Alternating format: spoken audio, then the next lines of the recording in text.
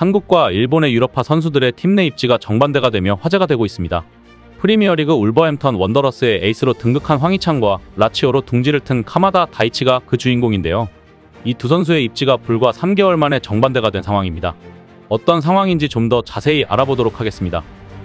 글로벌 스포츠 매체 디 애슬레틱 영국판은 19일 울버햄턴이 황희찬을 붙잡기 위해 재계약 협상을 진행 중이라고 보도했습니다. 매체는 황희찬의 기존 계약은 2026년에 끝나지 않는다. 그는 이번 시즌 팀의 핵심 선수가 됐고 구단은 그의 경기력에 추가 계약으로 보상하려 한다라고 전했습니다. 이어 황희찬도 몰리뉴에 남고 싶어하는 열망이 있어 협상이 긍정적으로 진행 중이다. 그는 게리 오닐 감독과 일하는 걸 즐기고 있다고 알려져 있고 계약 연장이 예상된다라며 재계약 성사 가능성이 높다고 내다봤습니다. 황희찬은 2023-24 시즌을 자신의 시즌으로 만들고 있는데요. 울버햄턴 이적 후 세 번째 시즌을 맞는 그는 자신을 괴롭혔던 햄스트링 부상 없이 최고의 경기력을 선보이며 활약하고 있습니다. 그는 시즌 개막 3개월 만에 프리미어리그 12경기 6골 2도움을 기록하며 프리미어리그 커리어 하이 시즌을 보내고 있습니다. 더 주목받는 건 황희찬이 울버햄턴 구단 역사상 가장 긴 홈구장 6경기 연속골을 터뜨린 선수로 기록됐다는 점입니다. 또 9월과 10월에 걸쳐 6경기 연속 공격 포인트로 팀의 중요한 순간 승점을 안겨줬습니다. 그는 10월 울버햄프턴 이달의 선수상을 받으며 홈팬들 지지를 받고 있는데요. 황희찬은 지난 2021년 여름 라이프치히 소속으로 울버햄프턴에 임대 후 선택적 완전 이적을 조건으로 이적했습니다. 그는 이적 직후 득점포를 가동하며 활약했고 다음해 1월 1,400만 파운드 약 226억 원의 이적료를 기록하며 완전 이적에 성공했습니다. 황희찬 입장에선 감개무량한 순간이 아닐 수 없었는데요. 지금 황희찬은 자타 공인 울버햄프턴 핵심 공격수이지만 시즌이 시작되기 전까지만 하더라도 방출 후보에 오른 로테이션 멤버였습니다. 지난 시즌 잦은 햄스트링 부상 등으로 인해 32경기에 나와 4골 3도움만 기록하며 주전 경쟁에 어려움을 겪었던 황희찬은 구단의 재정 문제까지 겹치면서 2023 여름 이적 시장 때 방출 대상이었습니다. 영국 매체 더선은 지난 5월 황희찬은 올 여름 울버햄턴을 떠난다. 울버햄턴은 재정적 페어플레이 문제에 직면했고 구단 장부 균형을 맞추기 위해 황희찬을 매각할 것이라고 전한 바 있습니다. 차기 행선지로 과거 황희찬한테 적극적인 관심을 보였던 리즈 유나이티드가 거론됐으나 매체는 리즈는 지난해 황희찬에게 보여준 관심을 되살릴 것 같지 않다. 황희찬은 골 결정력에서 문제를 드러냈다라며 리즈가 황희찬의 저조한 결정력으로 인해 관심을 철회했다고 설명했습니다. 이적이 점쳐졌던 황희찬은 끝내 울버햄프턴에 잔류했습니다. 다만 새롭게 울버햄프턴 사령탑으로 임명된 게리 오닐 감독이 개막 후 2경기에서 황희찬을 벤치 명단에 포함시키면서 올 시즌 황희찬이 쉽지 않은 한 해를 보낼 것으로 예상됐습니다. 그러나 황희찬은 본인 스스로의 실력으로 위기를 돌파했습니다.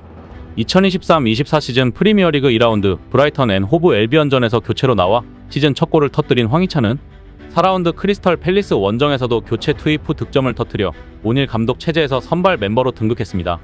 이후 황희찬은 5라운드 리버풀전부터 시작해 12라운드까지 리그 8경기 연속 선발 출전에 성공하기에 이르렀는데요. 이 기간 동안 4골 2도움을 기록하면서 울버햄프턴 부동의 주전 공격수로 자리 잡는 데 성공했습니다. 황희찬이 방출 후보에서 핵심 공격수로 등극하게 된 비결은 다름 아닌 약점으로 꼽히던 골 결정력이었습니다. 프리미어리그가 지난 10일 발표한 자료에 따르면 올 시즌 황희찬은 페널티킥 없이 6골을 터뜨리는 동안 슈팅 횟수가 불과 17회에 불과하면서 어마어마한 골 전환율을 과시했습니다. 올 시즌 황희찬의 골 전환율은 무려 35.29%, 2위 손흥민을 큰 차이로 따돌리고 1위를 차지했습니다.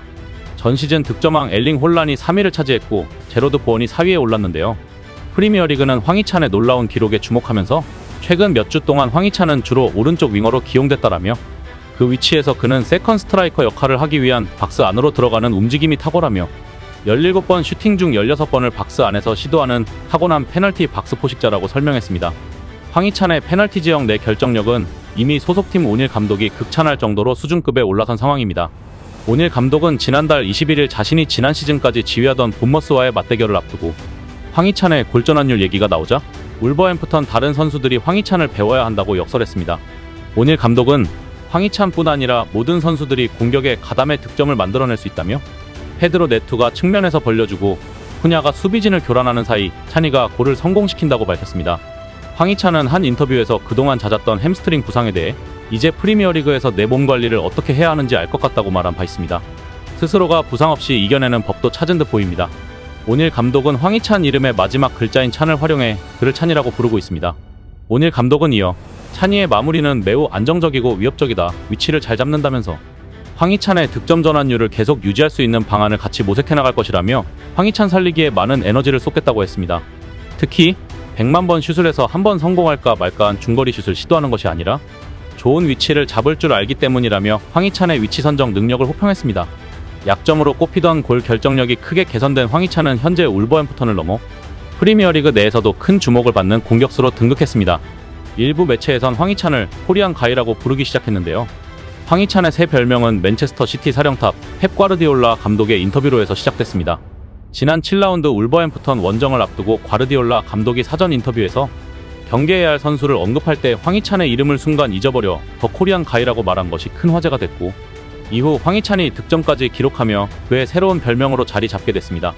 과르디올라 감독도 맨시티전 당시 황희찬에게 결승 역전골을 허용한 후 인터뷰에서 황이라고 이름을 정확하게 언급하며 깊은 인상을 표하기도 했습니다. 3개월 전만 해도 울버햄턴에서 확실하게 주전 자리를 차지하지 못했던 황희찬은 오히려 B클럽 감독들의 눈도장을 찍으며 미래를 밝히고 있는 모습입니다. 아스널의 미켈 아르테타 감독이 팀 전력 강화를 위해 황희찬을 노리고 있다는 소식이 들어왔는데요.